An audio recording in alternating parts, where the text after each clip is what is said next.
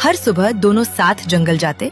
रतन कुल्हाड़ी से लकड़ियाँ काटता और रामलाल अपनी पीठ पर उन्हें लाद लेता।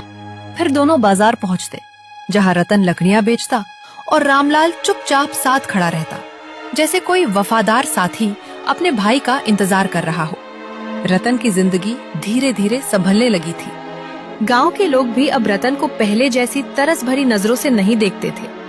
रामलाल, तुम मेरे लिए भगवान की भेजी सौगात हो। तुम ना आते तो ये दिन कभी न देख पाता मैं। रामलाल बस धीरे से सिर हिला देता, मुस्कुराता।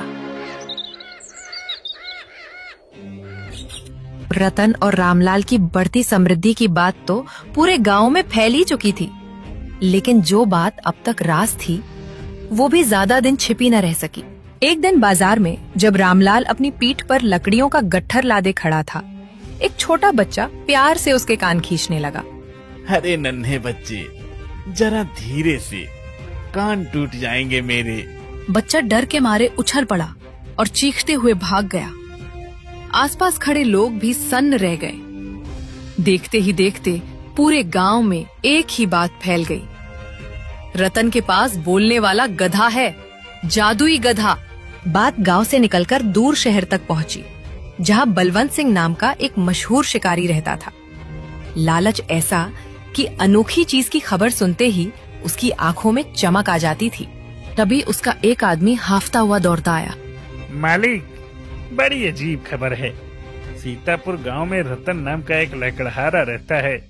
उसके पास एक गधा है जो पूरी तरह इंसानों की तरह बोलता है, जो पूरी तरह इंसानों की तरह बात करता है। ये सुनते ही बलवंत सिंह के चेहरे पर लालच भरी मुस्कान फैल गई।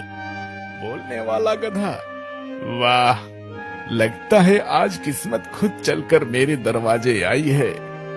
अगर वो गधा मेरे हाथ लग गया तो उसकी कीमत का कोई हिसाब नहीं होगा, और अगर जिंदा पकड़ लिया तो महाराज से ऐसा इनाम मिलेगा कि सातों पीढ़ियां आराम से खाएंगी। उसकी आंखों में लालच साफ दिखाई दे रहा था। वो पल भर भी देर नहीं करना चाहता था। जाओ, सबसे तेज घोड़े को तैयार करो और हम अभी सीतापुर के लिए निकलेंगे। वो गधा चाहे जैसे मिले, इस बार मेरे हाथ से बचना नहीं चाहिए।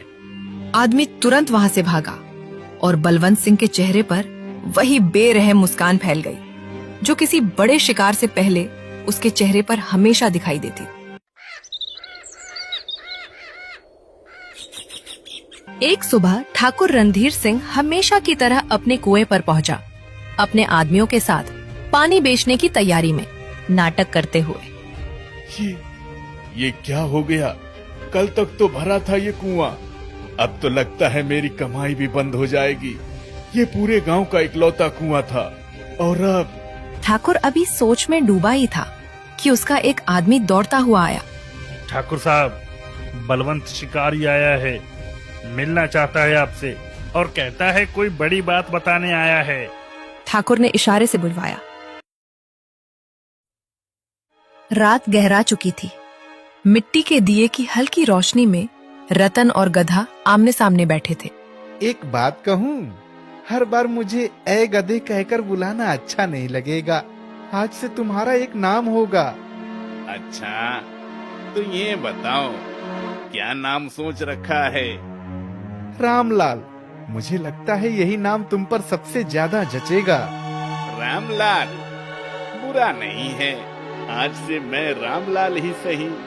रतन मुस्कुराया, लेकिन अगले ही पल उसके चेहरे की मुस्कान गायब हो गई, जैसे अचानक उसे कुछ याद आ गया हो। अरे एक मिनट, मैं तो नाम रखने में ही लग गया। तुम सच में बोल कैसे लेते हो? आखिर कौन हो तुम? मैं किसी पुराने कर्ज के बोझ तले जी रहा हूँ रतन। एक हिसाब है जो अभी चुकाना बाकी है। समय आने पर खुद ही पता चल जाएगा। तुम भी अजीब बातें करते हो रामलाल। गधे भी कहीं कर्ज चुकाते हैं क्या? चलो छोड़ो ये सब बातें, सो जाओ अब। कल फिर जाना है जंगल, जल्दी उठना होगा। रामलाल कुछ कहने को हुआ, पर फिर रुक गया।